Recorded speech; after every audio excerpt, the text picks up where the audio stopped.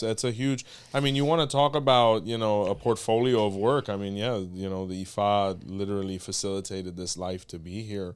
There is no greater accolade. You know what I'm saying, to bring people into the world and facilitate it spiritually. I mean, do you feel like at any moment what you were going through was a reflection of spiritual blockages? Yes. Generational, anything I like think a lot of it was, since I let go of so much of my, my spirituality, because my muerta told me that the next time you forget about me, you're going to realize who I am.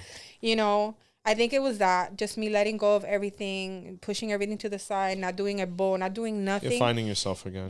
My life was just was at a crossroad that it wasn't able to go through. Yeah. And then once I started the process of going back through everything again, we're doing 𝗏𝗶𝗸𝗶, because everyone in my family that has not had any santo hecho, and even the people that did santo, before I went into my throne, everybody went to my padrino and did 𝗏𝗶𝗸𝗶, got read through Ifa, got their 𝗏𝗶𝗸𝗏 done before. I said, there's nobody that's going to come out with anything that's not supposed to come out in when you do Ita.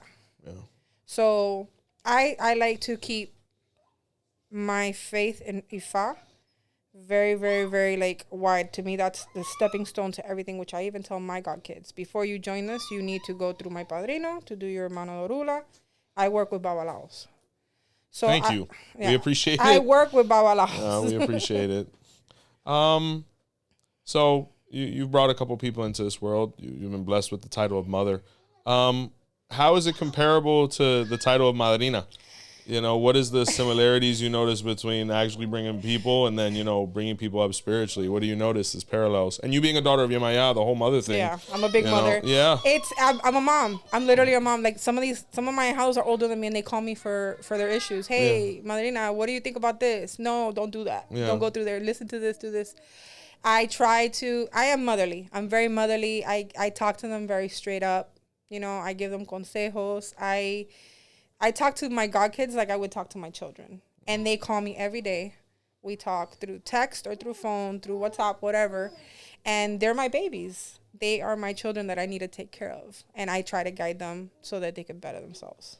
I tell you, it's hard to see those concepts nowadays. I remember when I also, another pretty miraculous thing that we went through as well is, one time my wife came down with one of the many muertos she comes down with, and they pull me over. They're like, "Oye, gordo." I'm like, "Okay, that's me."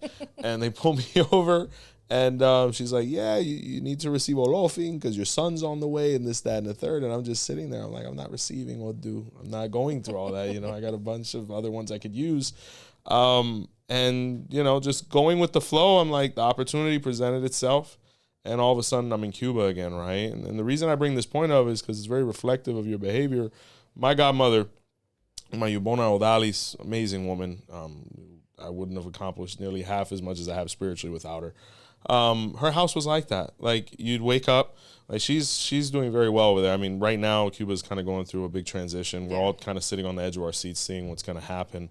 But, I'd wake up. One hijado comes in, another one comes out. One, is eating breakfast over here, another one's consulting over there. And I'm like, holy cow, bro, this is really like barracón, you know what I'm saying? Like, really, she really fulfills that role for so many people. Like, oye, comiste hoy? Yeah. Hey, coge esto. Oye, la guagua. All these different things. And you see that's so lost here in Hialeah. You still would see that quite a bit. And there's still people such as yourself that maintain that to a certain degree because people are going through situations. People are really, the madrina really was the mother, because when you go all the way back to when our ancestors came over, where you had a young man who maybe didn't know who his mother was because he came over so young, or lost his father because of, whatever happened, your spiritual elders and your family, that was blood, know? So for you to be able to still recreate that and still feel that obligation and satisfaction from doing it is very rare and commendable, and it's easy to see why you've been so compensated with, being able to have more children and all the things. I say that the orishas will give you everything that you want as long as you're doing things correctly. Yes, ma'am.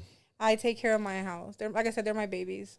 And I have a connection with them. Most of my house live in California. Let's start with that. Interesting. So they won't contact me, and all of a sudden I'll get like an image, and I'm like, hey, what's going on? Are you feeling okay? Yeah. And they're like, you're a witch. We were just about to call you. Yeah.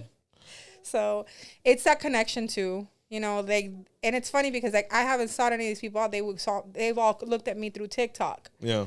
And you know, I try to give advice. I'm not looking there to get people. I'm just giving advice for things that I've gone through. Yes, ma'am. You know, well, there's a lot of people going through it. You know, fertility is a big situation right now, and it's a big reason why people come to Ifa. You know, looking for that salvation and those results. And then I'm like, you know, and like I said, one of the first things I tell them, the first thing you're doing is working with your 𝗿𝗲𝗹𝗁, and then the next step you're going to go to your mano de orula. Let's get your 𝗃𝗶𝗱𝗲. Let's get your guerreros. Let's do your stuff.